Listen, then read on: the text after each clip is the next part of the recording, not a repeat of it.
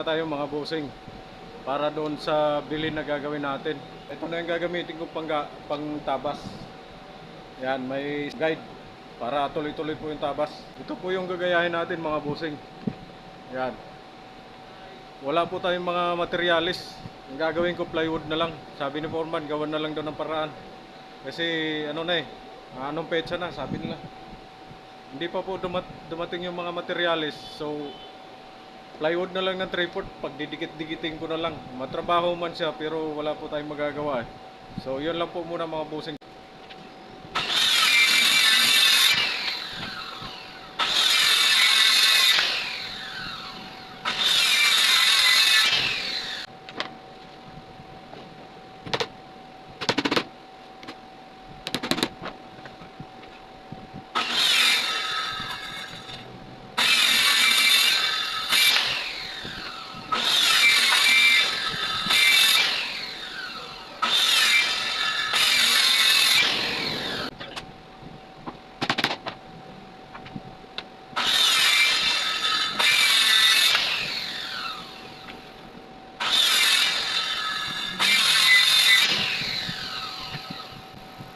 Stop po muna tayo sa malaking counter table.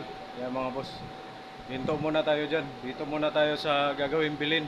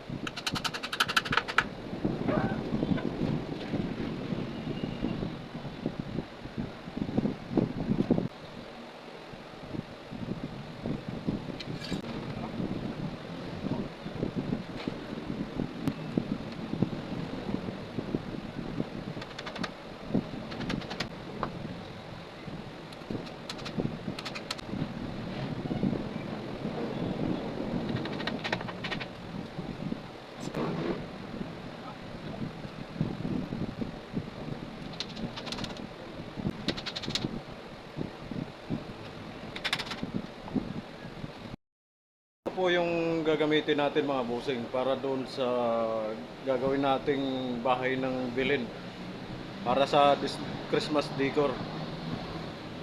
Ito mga luma na po to mga boss. Mga luma na po yan.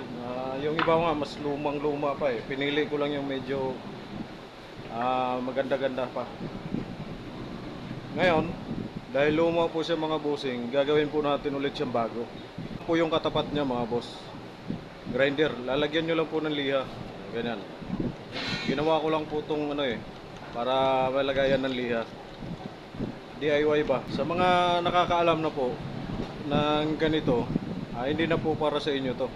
Ito lang po ay para sa mga hindi pa po nakaalam ng ganitong kung paano gawing bago ulit yung mga lumang kahoy. Ayan po mga bossing.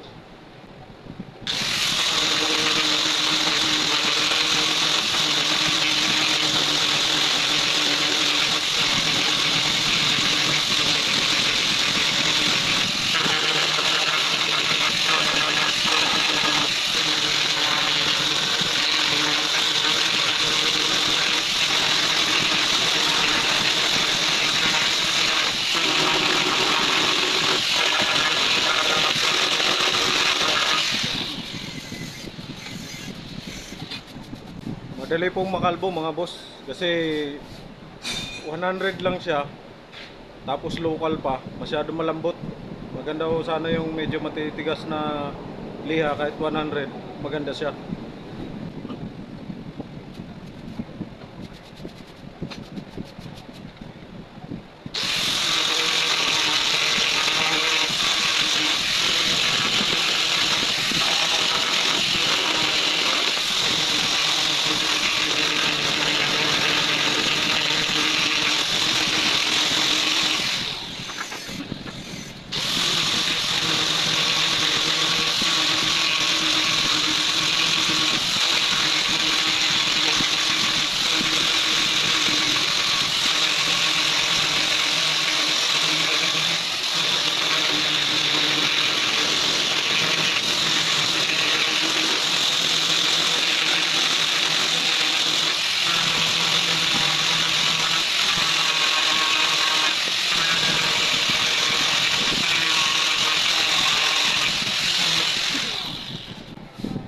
Tingnan nyo po mga bossing. Nangmalihan na siya. Lumabas na po yung kagandahan ng kahoy. Yan. Lumalabas na po yung haspi niya. At makinis pa po mga boss. Yan. Ganyan lang po pagpapaganda ng kahoy mga boss. Nililiha lang po talaga yun. Pero siyempre kailangan may grinder kayo kasi kung mano-mano lang mahirap. Abutin ang siyam-siyam. Yan po mga bossing. Yan o, gaano kaganda yung kahoy na yun. Yan.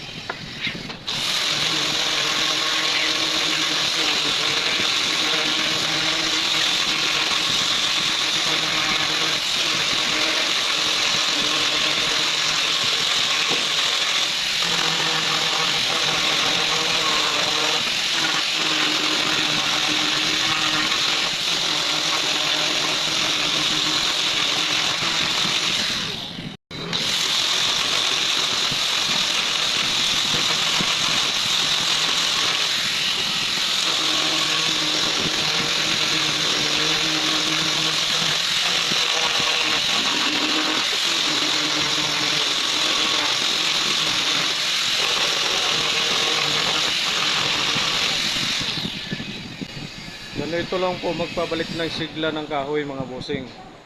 Yung kahoy nyo na matamlay na tignan, ganito lang po papasigla ulit. Yan.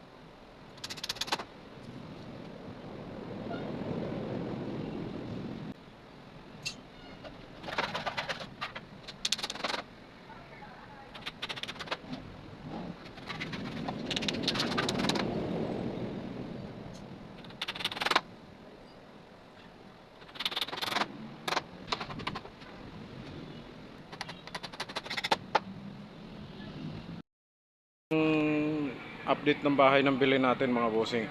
Ito na siya oh. Ayan. Ito po yung harap. Nalagyan na po natin ng ano dun sa gilid.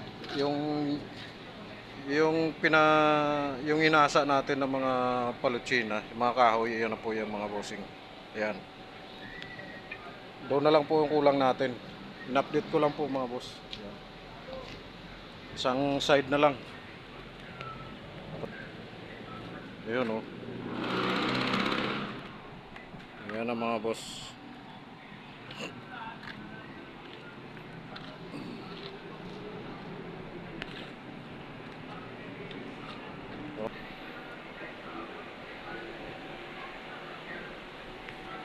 Okay, yan lang po muna mga bossing. Ito na lang kulang natin.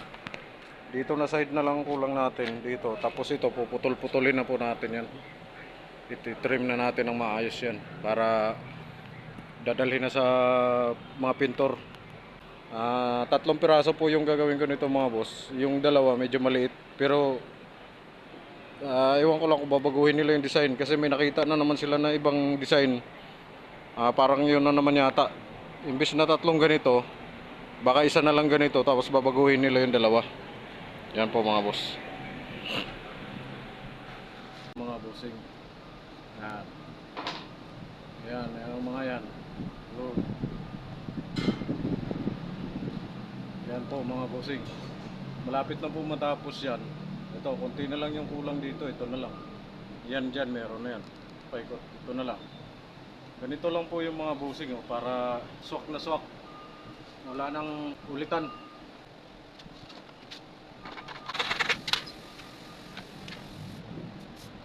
Yan po mga boss.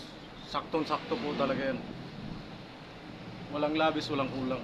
Ginawa ko po mga bossing, dahil masikip siya dito pag pinako, pag lagyan ng pako. Eto, gumawa po ako ng ano mga bossing. Pako lang din po to. Uno media. Tapos binubutasan ko na lang po siya. Ganito mga boss.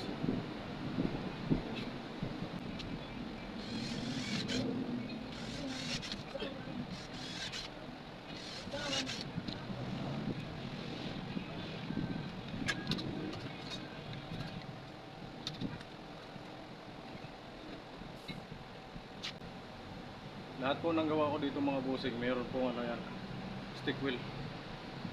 Dagdag tibay.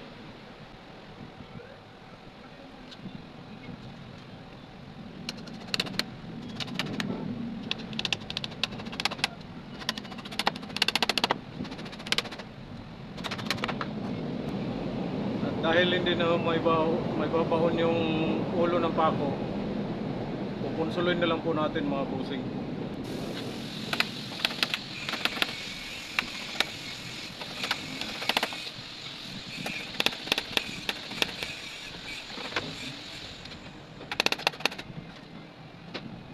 Yan.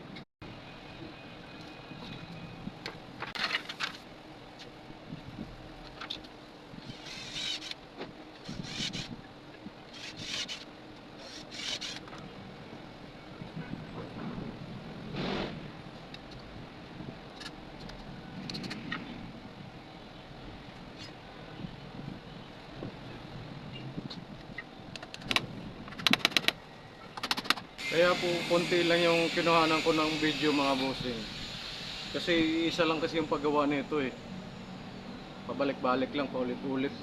So kaya dito ko na lang po binawasan, kinuhanan ng video para konti lang yung takbo ng video. Dalawa na lang mga bossing.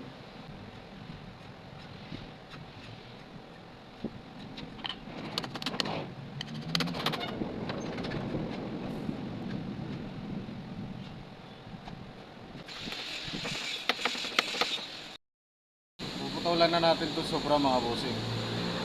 Eh wala tayong hulog. Yung hulog ko kasi nasa bahay. Ginamit ko ron. Ito lang muna pansamantala. Ang gagawin kong hulog, maliit na martilyo. Kunting diskarte lang mga boss. Parehas lang naman yung hulog na yun eh. Ganon din dito mga bossing. 4 na corner yan. Ay, 6 pala, 6. Yung ginawa po natin na House of Belen mga boss, yung decor niya, karamihan po niyan puro plywood lang po yan. Wala po tayong materialis na dumating po eh. Pinagdidikit ko lang po yan. Ang kahoy lang po niyan, ito lang siya, 2, 3, 4 lang po yung dapat na poste. Sabi kasi ni Foreman, gawan na lang ng paraan kasi wala pa yung ano, materialis. Kaya yun po, puro plywood lang. Mga boss, tapos na po yung ano natin, House of Belen. Yan. Okay na siya. Yun. Sa labas po kasi tayo, nasa initan. Yan po mga boss. Ito yung harap.